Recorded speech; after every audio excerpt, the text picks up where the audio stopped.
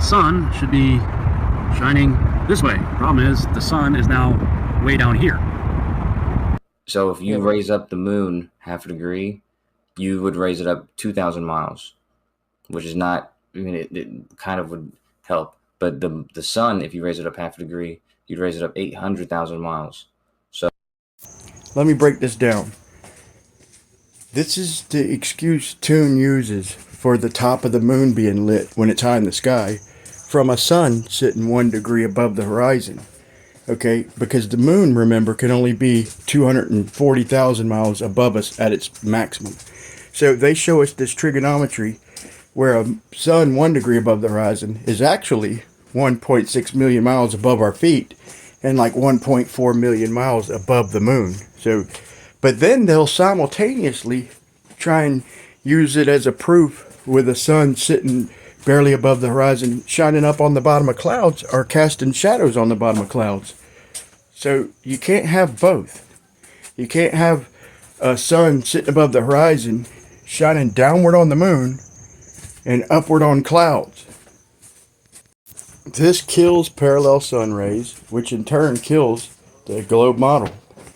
It was thrown at me that the sun putting a shadow up on the bottom of clouds or lighting up the bottom of clouds was some kind of proof for a globe, when in my earlier I showed how it works just with atmospheric lensing. But if we're going to use the trigonometry, if a sun is 1 degree above the horizon, that means it's 1,600,000 feet approximately.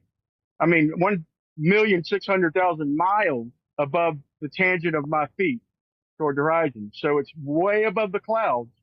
So if a sun, I've showed several, but I've showed the sun up to like 4 or 5 degrees, still lighting up the bottom of clouds. Now, how can a sun that's millions of miles above that cloud be casting light on the bottom of that cloud? So I example a sun 1 degree above the horizon, and after I show him the trig, he calls it a negative angle. That's called a bold-faced lie. How's that possible? Because it's not millions of miles above that cloud. That's easy. Okay.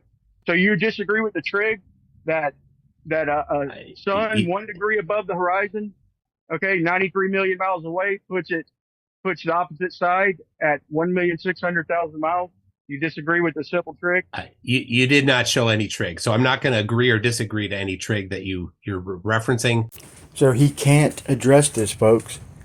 They can't, and they won't. So he just says, well, you ain't showed any trig. So then I pull the trig, and then he just starts describing something underneath the tangent, like something I'm not even demonstrating. It's like talking to a donkey. I've not seen it to agree or disagree with it. All right, I could pull it real quick. I thought we were going to keep this honest. So you're showing the trig right now for your distance above the tangent? Okay, I'll send it to Tim. For distance above the tangent. So Jaron just looked at it. He understood it. Angle above the tangent. Why didn't Toon understand it? So I must have asked him 5 times, describing a sun 1 degree above the horizon. And he calls a sun 1 degree above the horizon a negative tangent. That's all he could do, because he knows where it's heading. That, my friends, is blatant lies. Okay, so if I go up above the clouds, the sun is below the clouds in this instant of when you're talking about the tangent there. The sun is below the clouds. So if I go up above the clouds, then the sun's going to follow me up, right? So if I go up 1,000 miles, the sun's still going to be at a tangent of my feet, right? It's still going to be 1 degree above the tangent of my feet, right? Way above the clouds, right? It was never above your tangent. It was always below your tangent.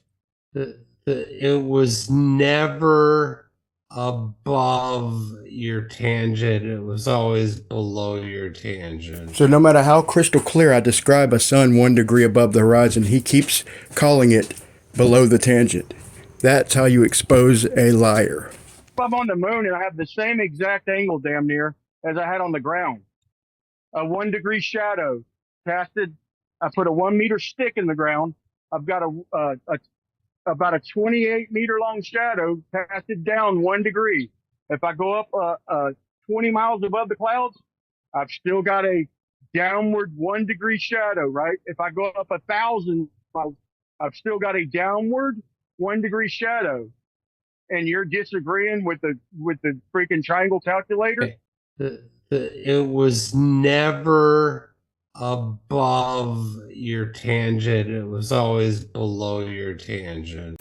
There you have it, folks. Clinic number 1 on exposing MCToon's lies. More to come. And so what they have, folks, is a mathematical model. So I'm attacking it within the model with the mathematics. So for the flat earthers who don't want to take the time to understand the math, I understand that. But look at him squirm. You don't have to understand the math to watch him squirm and weasel his way out of answering the questions, because this one they cannot answer.